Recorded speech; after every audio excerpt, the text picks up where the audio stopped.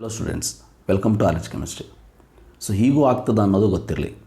So ಕೆಇಎದವರು ಕೂಡ ಮೂರ್ಖರಲ್ಲ, ಅವ್ರನ್ನ ಮೂರ್ಖರನ್ನಾಗಿ ಮಾಡೋದಕ್ಕೆ ನಾವು ಹೋದಾಗ ನಾವು ಸಿಕ್ಬಿಡ್ತೀವಿ.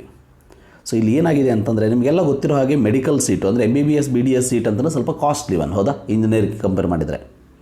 ಸೊ ಅಂದಾಗ ಬೇರೆ ಬೇರೆ ಮಾರ್ಗದ ಮೂಲಕ ಅಂದರೆ ಈ ಒಂದಷ್ಟು ಏಜೆಂಟ್ಸ್ಗಳು ಕೂಡ ಒಬ್ಬೊಬ್ಬ ವಿದ್ಯಾರ್ಥಿಗಳನ್ನು ಬುಕ್ ಮಾಡ್ಬೋದು, ಅಥವಾ ಈ ರೀತಿ ಯಾರೋ ಒಬ್ಬ ಬೇರೆಯೊಬ್ಬನ ಹೆಸರಿನಲ್ಲಿ ತಮ್ಮ ಒಂದು ಒರಿಜಿನಲ್ ಡಾಕ್ಯುಮೆಂಟ್ಸನ್ನು ಕೊಟ್ಟು ತಾವು ಸೀಟ್ ತೊಗೊಳ್ಳೋದಕ್ಕೆ ಹೋಗಿ ಸಿಕ್ಬಿದ್ದಿರುವಂಥ ಒಂದು ಉದಾಹರಣೆ ನಿನ್ನೆ KEAದಲ್ಲಿ ನಡೆದಿದೆ.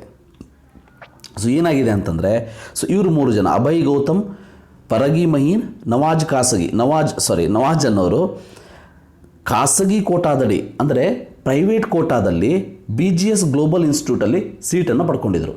ಅಂದರೆ KEA ಫಸ್ಟ್ ರೌಂಡ್ ಏನು ಅಲಾಟ್ಮೆಂಟ್ ಆಗಿದೆ ಅದರಲ್ಲಿ. ಸೊ ದೆನ್ ಚಾಯ್ಸ್ 1 ಸೆಲೆಕ್ಟ್ ಮಾಡಿದರು.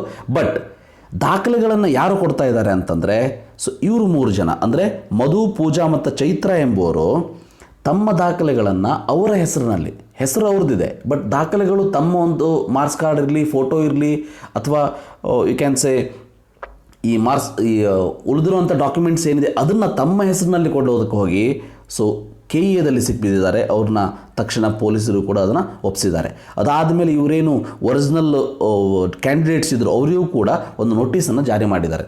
ಆ ನೋಟಿಸನ್ನು ಜಾರಿ ಮಾಡಿದ ಮೇಲೆ ಅವರಿಗೆ ಇನ್ನೂ 1 ವರ್ಷ ಸೀಟು ಯಾವುದೇ ಒಂದು ಕಾಲೇಜಲ್ಲಿ ಸೀಟು ಪಡೆದೇ ಹೋದಾಗೆ ಅವರಿಗೆ ಶಿಕ್ಷೆಯನ್ನು ವಿಧಿಸ್ತಾರೆ. ಯಾರಿಗೆ? ಒರಿಜಿನಲ್ದವರಿಗೆ. ಈ ಡುಪ್ಲಿಕೇಟ್ದವ್ರನ್ನ ಜೈಲಿಗೆ ಹಾಕ್ತಾರೆ. ಸೊ ಅದು ಮುಂದೆ ಕೋರ್ಟ್ ಕೇಸಸ್ ಆಗ್ತದೆ. ಸೊ ಅಂದರೆ ಈ ರೀತಿಯೂ ಆಗ್ತದೆ.